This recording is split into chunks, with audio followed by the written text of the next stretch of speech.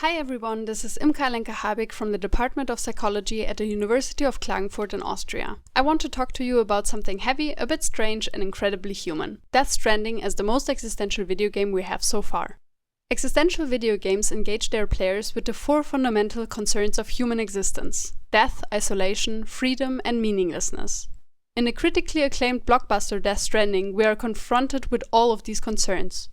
As players, we inhabit Sam Porter, a lone delivery worker traversing a haunted, bleak, post-apocalyptic country to reconnect isolated communities. Let's discuss the four existential concerns through their presentation in this game. Death. In Death Stranding, the boundaries between life and death have collapsed. Dead entities haunt the landscape, any human death is an existential threat to others, and as Sam, the main character, we spend a lot of time on beaches, liminal zones between life and death. Death is both casually omnipresent and the ultimate threat at the same time, a mirror of its real-life significance. Freedom.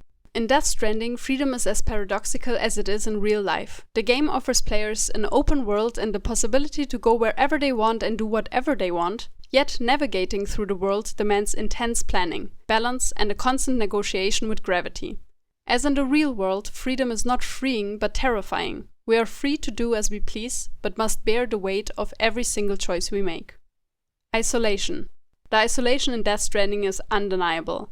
As Sam, we suffer from hephophobia, fear of touch, and spend most of the game alone, interacting with others only through holograms. In this game, we are constantly surrounded by others, yet rarely truly meet them. Connection is everywhere and nowhere at all.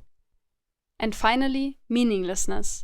What could be more absurd than walking for hours across barren landscape to deliver cargo to complete strangers? Yet, through repetition, effort and attention, even the seemingly meaningless tasks begin to acquire a fragile significance until inevitably that meaning slips away again.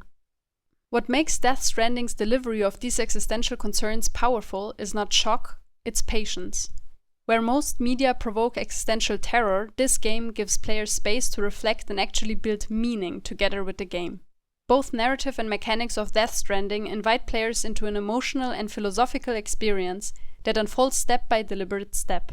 Instead of terror management, we see meaning management. I argue that our world needs more games like this and ways to understand and support them.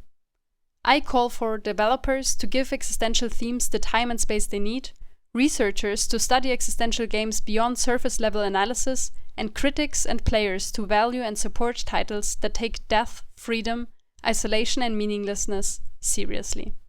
Thank you for your time.